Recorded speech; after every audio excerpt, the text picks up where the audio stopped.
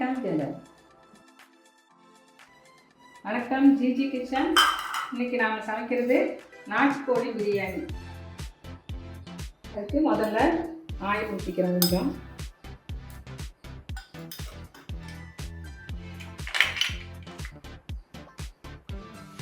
சோம்பு 1 ஸ்பூனு, ஒரு 4 பட்டை, ஒரு அன்னாசி பூவு, லவங்கம் ஒரு 6 தாளிக்கணும்.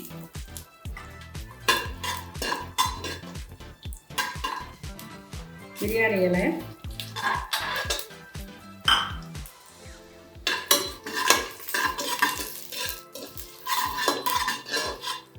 இப்போ நம்ம செய்கிறது ஒரு 1/2 கிலோ நாட்டுக்கோழிக்கு தகுந்தாப்பில் எடுத்து வச்சு செஞ்சிட்ருக்குறோம். ஒரு 15 சின்ன வெங்காயம் கட் பண்ணி, 3 பச்சை மிளகாய் கட் பண்ணி போட்டிருக்கோம்.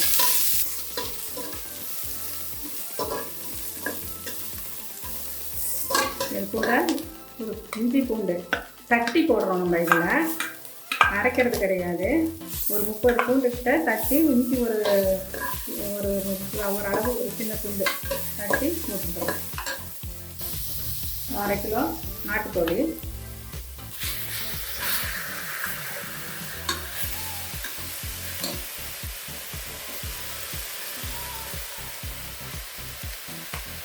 லைட்டாக மஞ்சள் போட்டுக்கோங்க.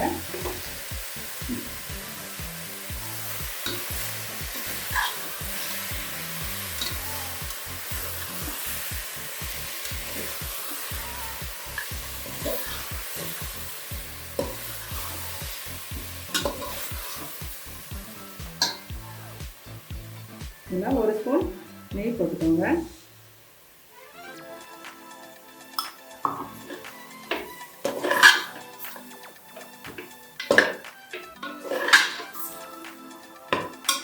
மசாலா தூள், மிளகாத்தூள். மசாலாத்தூள் 2 ஸ்பூனு, மிளகாத்தூள் 1 ஸ்பூன். இதெல்லாம் நாம் போட்டுக்கலாம். ஏற்கனவே காரத்துக்கு பச்சை மிளகாய் போட்டிருக்கோம். அதனால் மிளகாத்தூள் தேவையான அளவுக்கு போட்டால் போதும். இது கூட 1/2 ஸ்பூன் கரம் மசாலா,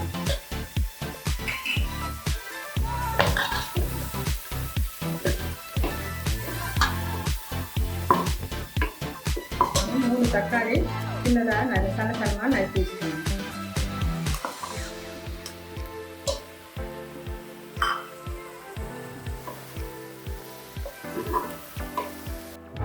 ஒரு 5 நிமிஷம் மூடி போட்டு சிம்மில் வச்சுருங்க. 5 நிமிஷம் கழித்து ஓப்பன் பண்ணி பார்த்துட்டு, 1 டம்ளர் அரிசி, நான் வீட்டில் உள்ள சாப்பாட்டு அரிசி தான் யூஸ் பண்ணுறேன், புழுங்கல் அரிசி. அது வந்து 1 டம்ளருக்கு 2 டம்ளர் தண்ணி கணக்கு பண்ணி இப்போ நம்ம அளந்து வச்சுருக்கோம். அதை தான் ஊற்றுறோம்.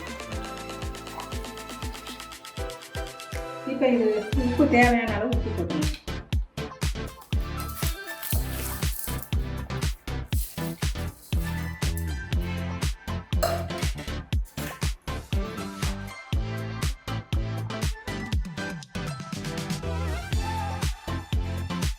இது நல்லா கொதிக்கட்டும்.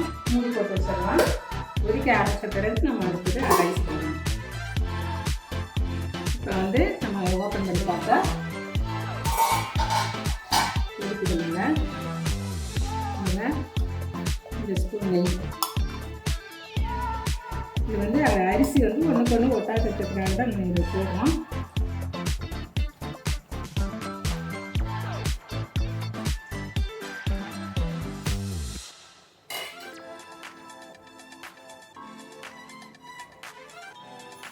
அரிசி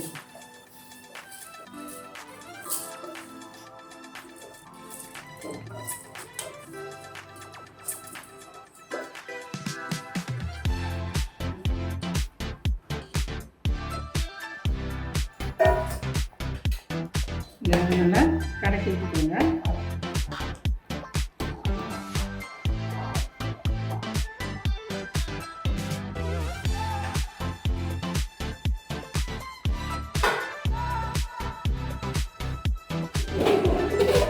போட்டு சிம்மில் வச்சிடலாம். ஒரு சவுண்ட் வந்தால் போதும். குக்கர் ஆறிடுச்சு.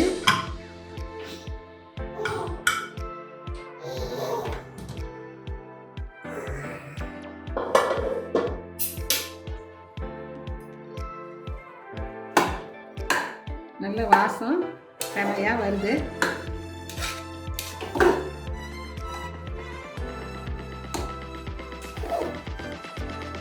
இது நம்ம வீட்டு நாட்டுக்கோழி பிரியாணி.